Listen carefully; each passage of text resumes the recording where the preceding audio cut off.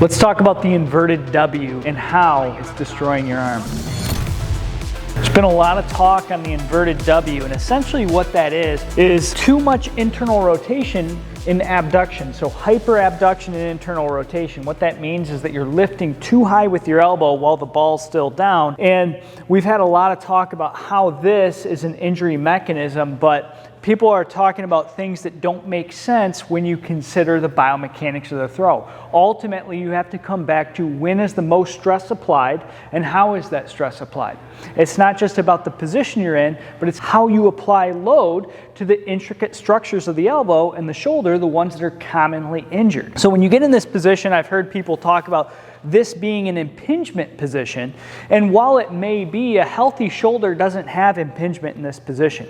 A pathological, unhealthy shoulder might have some pain in this position, but getting into this position simply is not going to cause your injury. It's what happens after this that causes or does not cause the injury.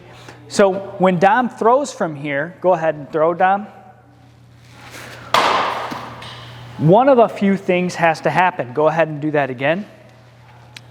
Either he has to drop his elbow when he throws to come through and get his arm on plane, or he has to snap back, keep his elbow high and snap back from more internal rotation into more layback. And that increased range of motion into the external rotation moment, or slamming back into external rotation and layback, creates a higher impulse at both the front of the shoulder and the inside of the elbow. So on the ulnar collateral ligament and the anterior structure of the shoulder, like the inferior glenohumeral ligament and the anterior labrum, that is going to cause injury over the course of time. Now, some people can tolerate those loads, may be better than others based on their anatomy, but slamming back into that position increases the load localized at the elbow and the front aspect of the shoulder. And it's even more compounded if you get that elbow low, because when you get your elbow low, and you can try this at home, you don't have the same degree of external rotation or layback in your shoulder,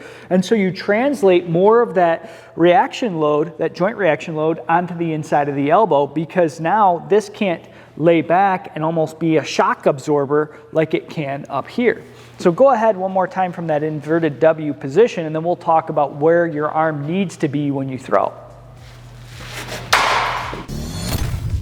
If you're looking for the most comprehensive resource on training and rehabilitation of the throwing athlete, check out my book, Arm Alloy. The link is in the description. Now, back to the video. So what do we like to see? Not this, but the elbow at approximately shoulder height. So we look at when does this elbow get to shoulder height, and then what's the position of the ball or the distal end of the forearm.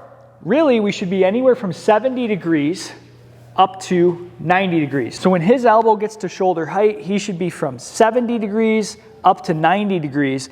And that's really where we should be approximately when that front foot hits the floor, meaning when he lands. So go to that landing position, close to that 90 degrees, 70 to 90, maybe 60 to 90 if we gave a little bit more variance. But when the ball is below the elbow, even if the elbow is shoulder height, but the ball's below the elbow, your arm is late, and we need to teach it how to get on time. And that's why we designed our phase-specific throwing program and our return to throwing program progressions on our website to actually teach you how to better sequence your arm action when you throw.